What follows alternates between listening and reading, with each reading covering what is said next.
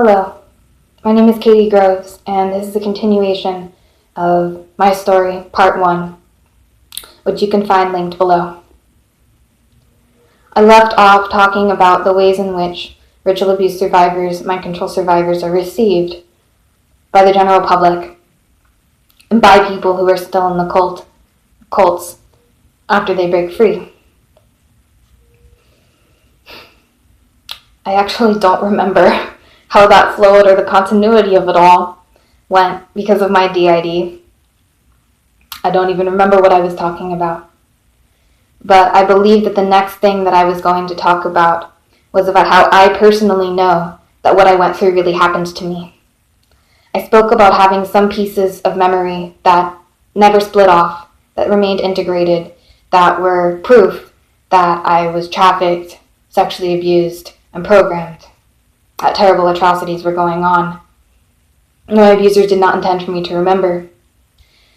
Now, while this to me is by itself proof enough, that was not enough for me in the beginning of my healing.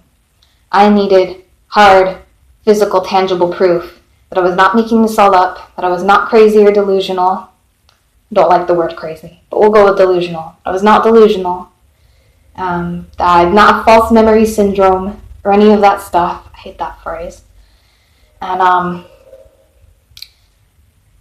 as horrifically traumatizing and painful as it was, I got that proof that I needed to know that I went through this.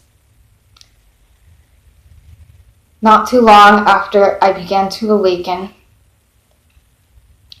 I was still in contact with perpetrators. And as a result of this, I saw an image of child pornography of myself around the age of 11. And not only did I see child pornography of myself, but I saw child pornography that matched memories that I had. I may not have had the specific memory of that specific scene, but there was another child in the photograph who was dressed up, looked a certain way, that matched my memories, was of a certain ethnicity that matched my memories. And I was wearing something that also was in my memories, that I had been newly integrating with upon awakening to all of this. And I wasn't able to see it at first that it was myself. I was horrified upon seeing child pornography. I did not wish to, and like I said, it was a result of being in contact with people who were still abusing me at the time. But many months later, I was able to integrate with the awareness that it was me. I have an almost photographic memory, and so that memory image was burned into my mind, and I was able to see that that child in the photograph was me. This was devastating for me. I almost went insane. I was sobbing, inconsolable, I could barely sleep. It was a nightmare. But it did confirm to me that I had been trafficked, and I had been sold, and that my recovered memories were real. That recovered memory is real. Dissociative amnesia is real, and that I had repressed and blocked these things out as a result of my programming and the severity of the trauma. That was not all. Shortly after that, I asked a family member, who I was still regrettably in contact with, due to financial reasons, to send me childhood pictures. It was for my healing. It was a suggestion of someone who was a support person who was helping me, not in a therapeutic role, but helping me as a friend and as a fellow survivor of child abuse to come to terms with some of my experiences. She suggested that I obtain some childhood photographs, and so I did so. And as it turned out, this family member decided to include, or the cults decided they should include, some extremely horrific images of my own programming and child abuse in the album. I was not able to see what was in these pictures, the frightening parts of these pictures, for I think over a year. There were only 2 to my knowledge that contained these images, and I got rid of all of the pictures when I realized what they were, because I did not trust myself to know what was in all of the pictures, to be able to see what was in all of the pictures because of the fragmentation in my mind. I did not want to possess illegal material. I do not possess any illegal material. I'm not interested in that.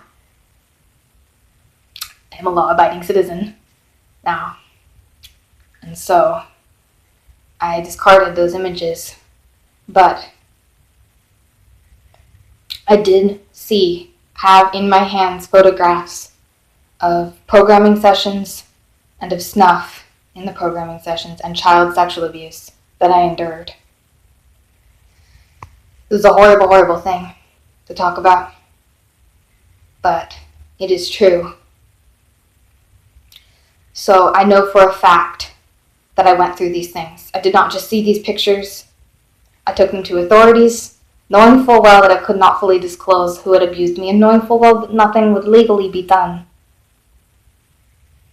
I received, definitely considered to be gaslighting and emotional abuse from a law enforcement officer who I took the picture to, who wasn't even willing to acknowledge what he saw in the picture of the snuff. But I was able to turn this stuff over to the cops, and I was able to feel like I had done my part, the best that I could, in taking care of myself and of the people who I know personally who are still enslaved and who are still being harmed by the people who harmed me.